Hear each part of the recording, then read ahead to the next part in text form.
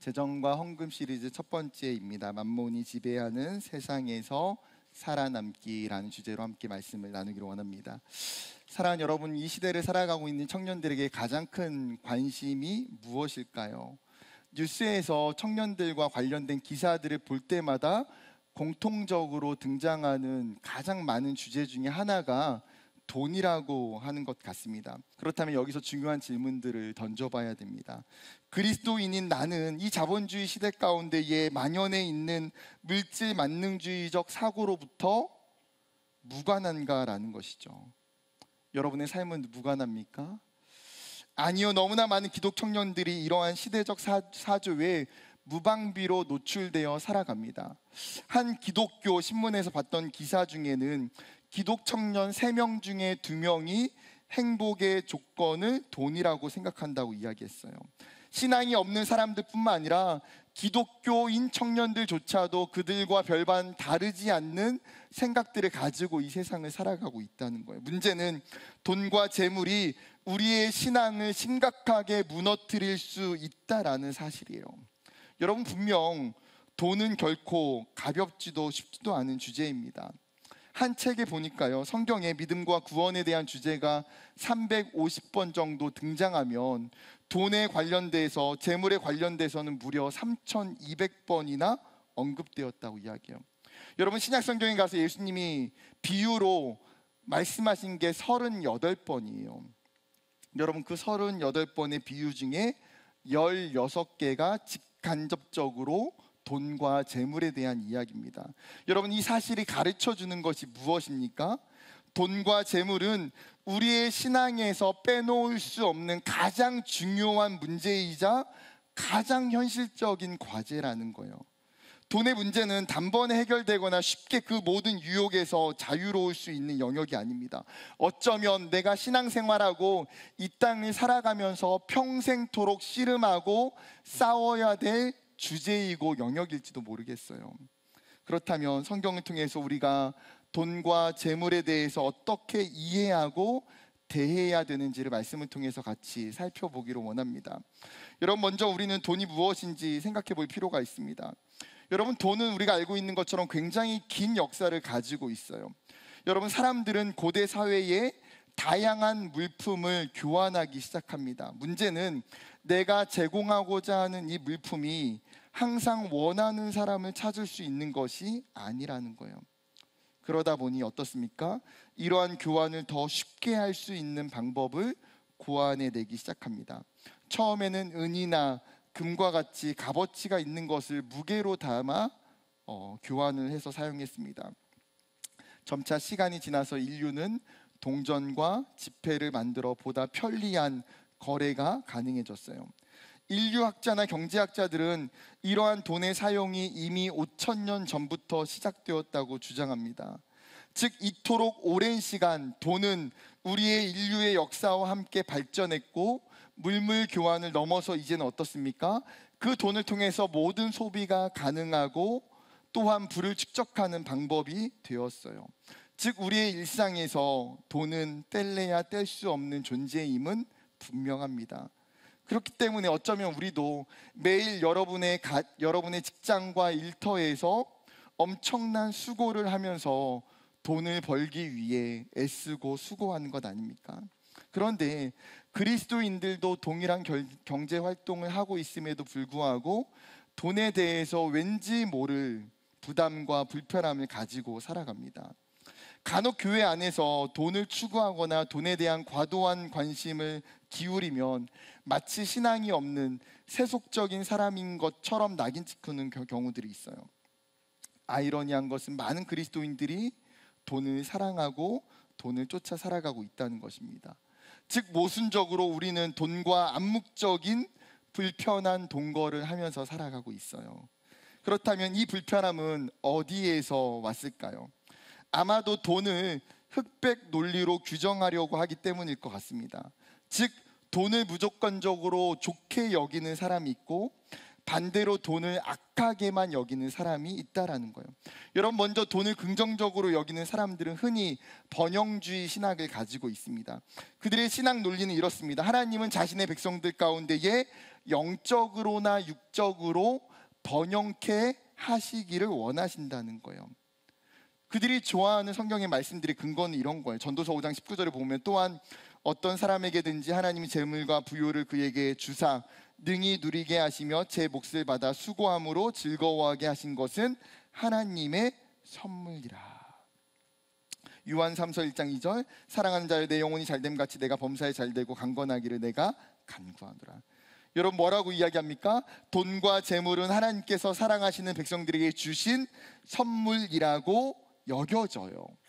뿐만 아니라 성경에 등장하는 많은 믿음의 사람들이 어떻습니까?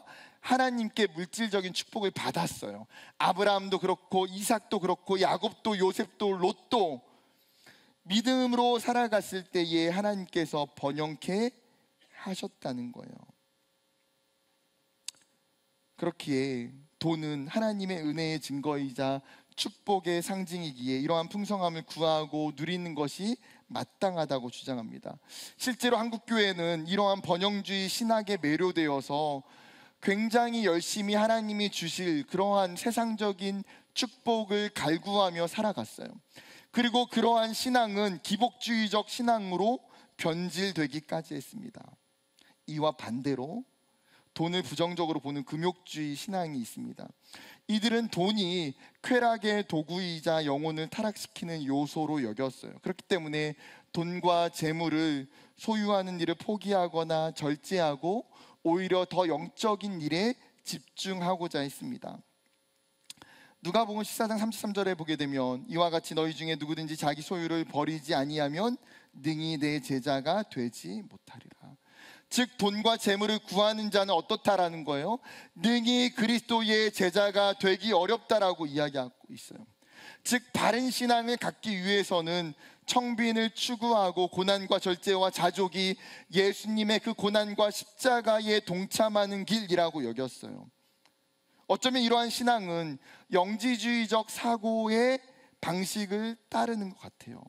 그들은 영은 선하고 영원하고 반대로 육은 악하고 저급하다라고 하는 잘못된 이원론적 뿌리를 가지고 있습니다. 두 진영 모두 자신들의 근거를 성경 속에 찾았고 일정 부분 틀리지 않는 이야기들이에요. 문제는 우리가 돈에 대한 개념이 마치 이 두 진영밖에 없는 것처럼, 그리고 우리 또한 이 둘 중에 하나를 선택해야 되는 것처럼 요구를 받는다는 거예요.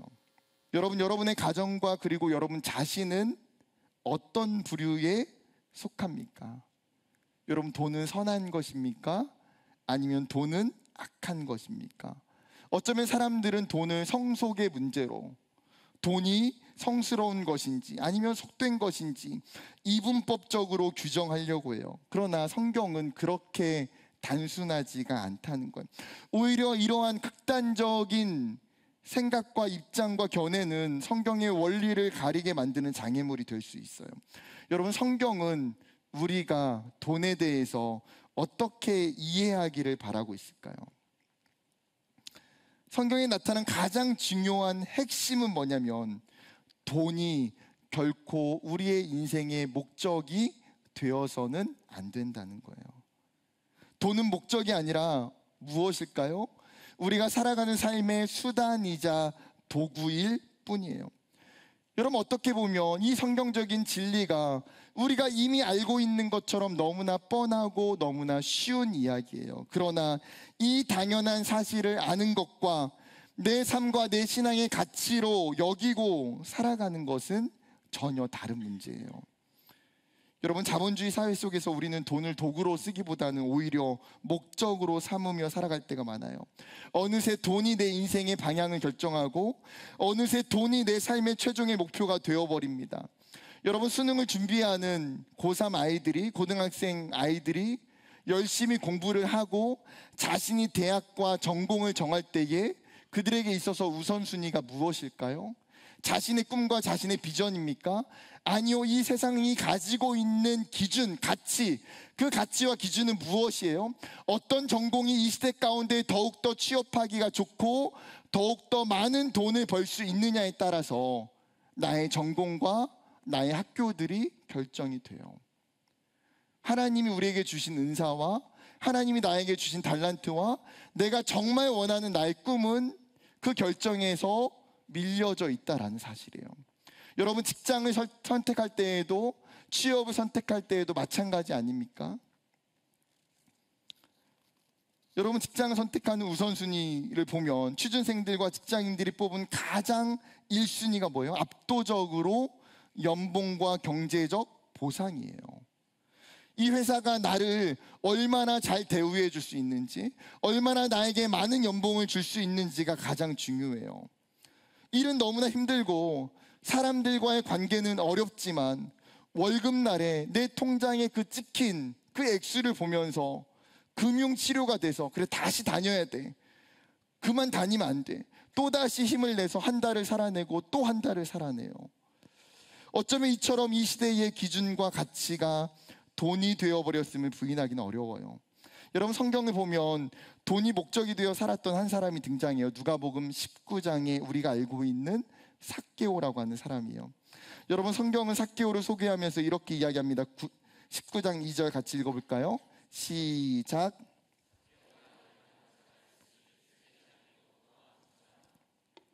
여러분, 이 삭개오라고 하는 사람은 유대인으로서 엄청난 재물을 모았던 사람이에요.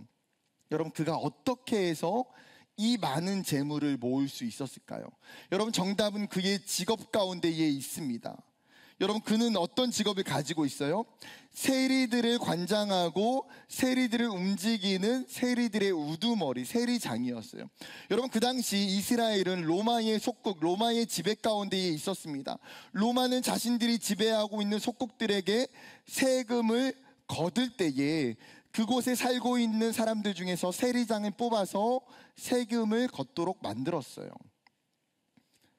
여러분, 그렇다 보니 세리들이 뽑혀서 로마에 납부할 세금을 거둘 때에 어떠한 방식으로 냈겠습니까?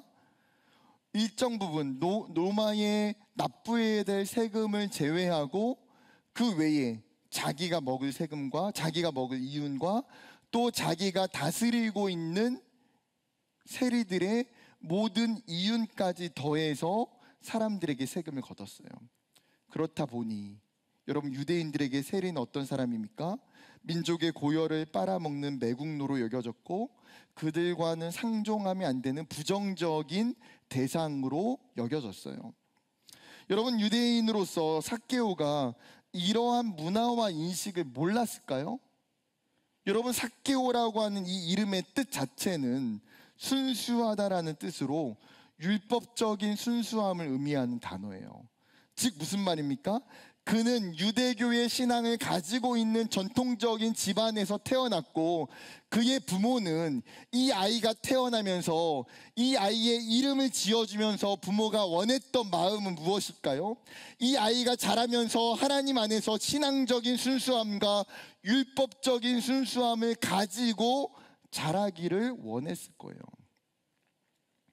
그런데 여러분, 그가 세리장이 되었다는 것은 무엇을 의미합니까? 자신의 신앙보다도 자신의 민족보다도 돈을 선택할 만큼 돈의 가치가 최고라고 여겼고 돈과 성공을 위해서는 자신의 모든 인생을 바칠 수 있는 사람이라는 거예요. 여러분, 그는 자신이 생각한 돈과 재물이 있으면 행복할 거라 생각했습니다. 어쩌면 이러한 삭개오적인 생각은 이 시대에 우리 또한 가지고 있는 일반적이고 보편적인 가치일 수도 있어요. 세상이 끊임없이 말하는 것이 무엇입니까? 돈이 있으면 행복할 거야. 좋은 집과 좋은 차와 좋은 옷을 입으면 행복하다고 이야기해요. 마치 돈으로 행복을 살 수 있는 것처럼 우리의 욕망을 부추겨요. 여러분, 돈을 가진 사람들은 자신의 인생이 행복하다고 여길까요? 너무나 많은 사람들이 돈으로 행복을 살 수 있다고 생각하거나 돈으로 행복을 사지는 못할지라도 나에게 행복을 주는 무엇인가는 살 수 있다고 믿어요. 이런 가치와 삶은 결국 삭개오와 같은 삶을 살아가게 만드는 거예요. 그렇다면 여러분, 삭개오의 인생의 결말은 행복이었습니까? 아니요, 그 반대였어요. 평생을 돈을 위해서 살았는데 그의 마음은 오히려 공허하고 외로웠습니다. 돈으로 채울 수 없는 영적인 갈급함을 굉장히 심각하게 느끼게 되었어요. 너무나 많은 사람들이 자신의 욕망 때문에 더 많은 것을 얻고 더 큰 것을 소유하고자 하지만 오히려 자신의 소유와 물질 때문에 인생을 불행하게 되는 일들이 얼마나 많이 있는지 몰라요. 여러분, 성경은 삭개오를 통해서 돈의 많음과 행복이 비례하지 않다라고 하는 것을 우리에게 정확하게 가르쳐주고 있어요. 사랑하는 청년 여러분, 우리가 가장 먼저 기억해야 하는 것은 우리의 인생에 돈이 목적이 되지 않아야 된다는 거예요. 우리는 돈과 재물을 위해서 살아가는 존재가 아니에요. 하나님께서 우리를 이 땅 가운데에 돈과 재물을 벌고 모으기 위해서 보내신 것이 아니라는 거예요. 그렇다면 우리에게 있어서 돈은 무엇입니까? 돈은 우리의 삶을 위한 하나님의 도구일 뿐 그 이상도 그 이하도 아니라는 거예요. 하나님은 가치 중립적인 돈을 우리에게 맡기시며 우리가 이 도구를 바르게 사용하기를 원하세요. 오히려 돈을 통해서 하나님께 감사하고 하나님을 의지하고 하나님을 붙들기를 원하세요. 우리가 이 땅 가운데에 이 도구를 통해서 하나님의 뜻을 이루어가는, 바르게 선용하는 것이 우리의 역할이라는 거예요. 사랑하는 여러분, 우리가 돈에 대한 개념을 생각할 때에 돈이 주인도, 돈의 주인도, 돈의 근원도 하나님께 있음을, 돈이 하나님의 그 수단과 도구임을 먼저 기억하는 저와 여러분 되기를 주님의 이름으로 소망합니다. 한 걸음 더 나아가서 돈을 중립적인 관점으로 하나님의 도구로만 여기는 것에서 끝이 아니에요. 왜냐하면 돈은 강력한 힘을 가지고 우리의 삶과 이 세상을 지배하기 때문입니다. 우리는 삭개오의 시대와 어쩌면 비교할 수 없을 만큼 더 강력한 물질 만능주의적인 시대를 살아가고 있어요. 돈은 우리의 현실적인 필요를 채워주는 것을 넘어서 때로는 맞는 키처럼 여겨져요. 우리의 직장도, 우리의 꿈도, 우리의 인간관계도, 우리의 학업도, 우리의 미래도 돈이 있으면 해결되는 것처럼 보여지곤 해요. 그렇다 보니 돈이 전능한 신처럼 느껴지고 자연스럽게 우리는 알게 모르게 돈을 숭배하고 경외하며 살아가는 것은 아닙니까? 문제는 돈의 마음이 빼앗기게 될 때에 그것은 거기서 끝나는 것이 아니라 어떻게 될까요? 하나님에 대한 우리의 마음과 신앙적인 문제가 발생하게 된다는 거예요. 여러분, 오늘 본문을 보게 되면 한 청년이 등장하게 됩니다. 예수님과 한 청년이 나눴던 이 대화는 사실 굉장히 중요한 메시지를 가지고 있는 사건이에요. 그 근거는 공관복음에서 수많은 저자들이 이 부분을 빠짐없이 동일하게 기록하고 있다는 거예요. 마태복음 19장에, 마가복음 10장에, 누가복음 18장에 동일한 사건이 기록되어 있어요. 누가는 이 청년에 대해서 기록하면서 한 가지 단서를 더 기록하고 있는데 누가복음 18장 18절 말씀입니다. 같이 읽어볼까요? 시작. 어떤 관리가 물어 이르되,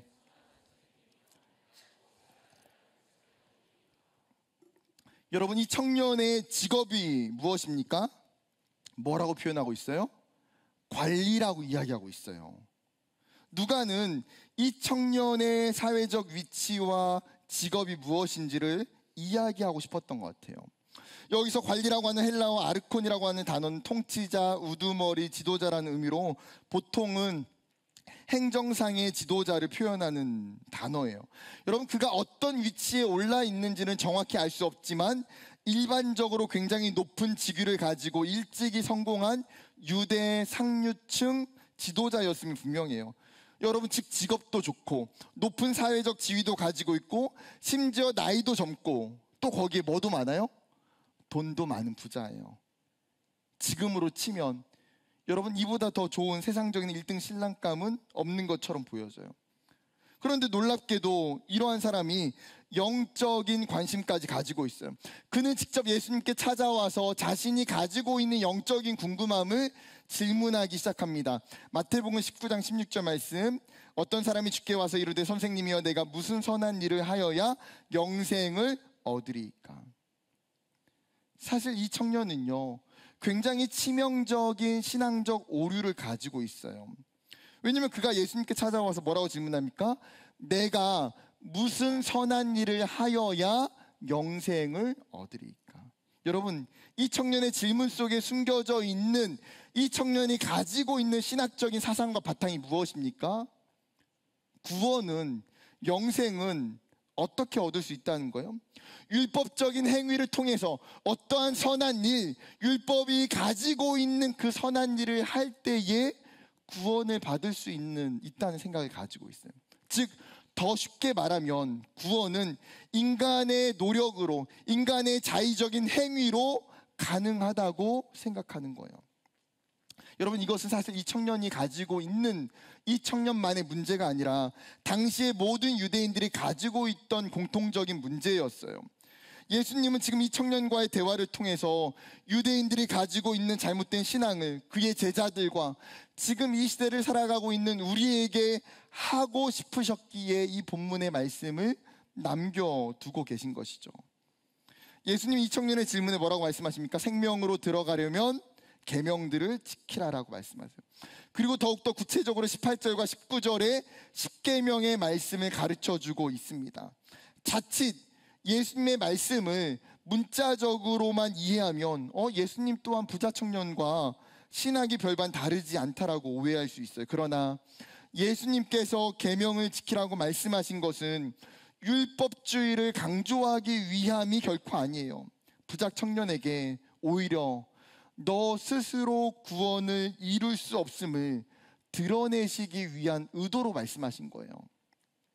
그러나 그는 예수님의 이러한 의도와 상관없이 굉장히 자신 있게 거만하게 뭐라고 이야기합니까? 내가 어려서부터 다 지켰다라고까지 대답해요. 나름 여러분, 이 청년은요 굉장히 율법적이고 굉장히 성실하고 굉장히 노력하는 신앙을 가지고 있는 훌륭한 청년이에요. 그러나 그에게 예수님이 심장을 찌르는 중요한 말씀을 하세요.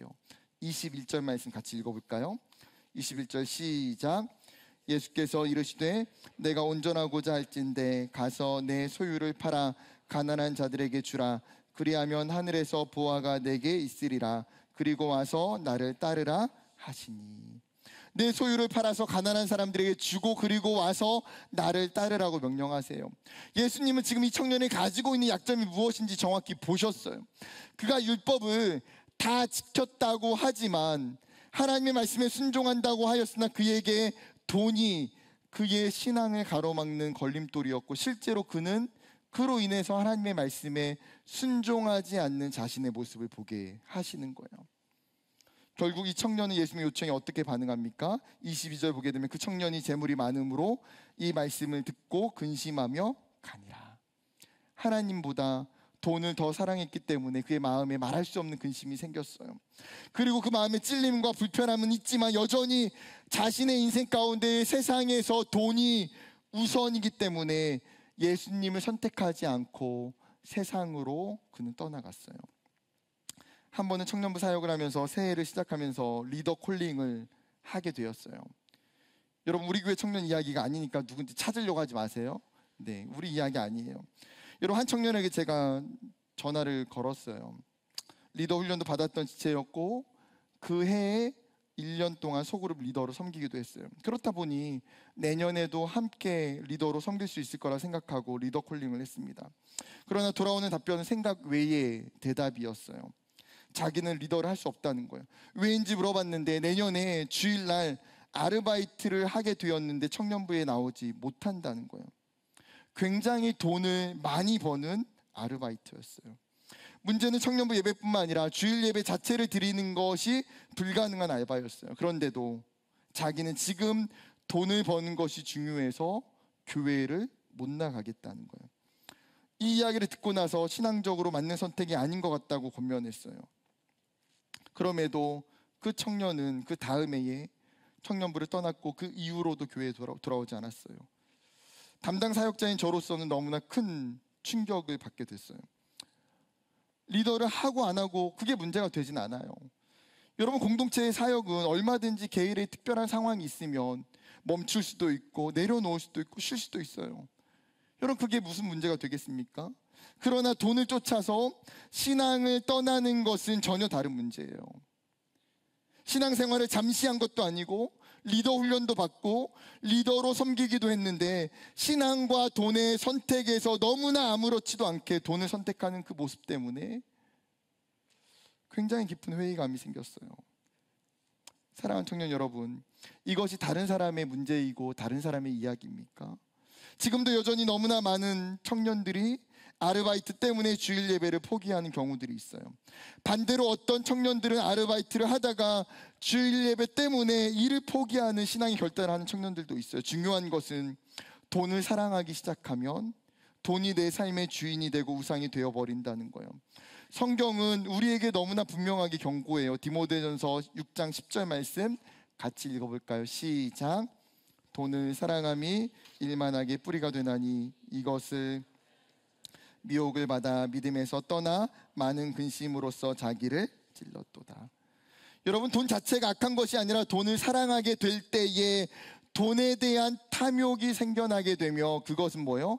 악의 뿌리가 되고 죄의 근원이 될 수 있다는 거예요. 사도 바울은 디모데에게 돈이 그냥 악의 뿌리가 아니라 뭐라고 표현해요? 일만 악의 뿌리가 된다. 즉 수많은 죄악들이 돈을 통해서 파생할 수 있는 심각한 문제를 정확하게 짚어주고 있어요.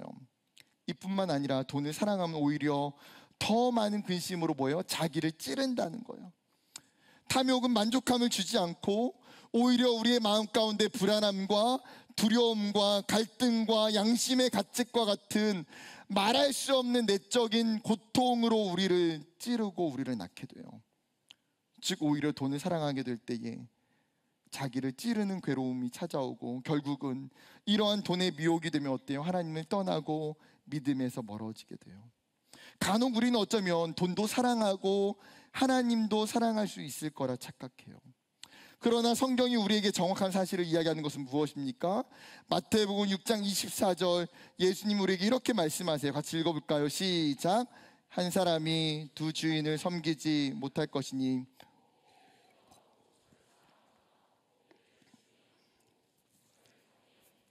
너희가 하나님과 재물을 겸하여 섬기지 못하느니라. 여기서 중요한 단어가 재물이라고 하는 원어로는 맘몬이라고 하는 단어예요. 맘몬은 아람어 맘모나에서 온 단어로 재물, 소유라는 뜻을 우선 가지고 있어요.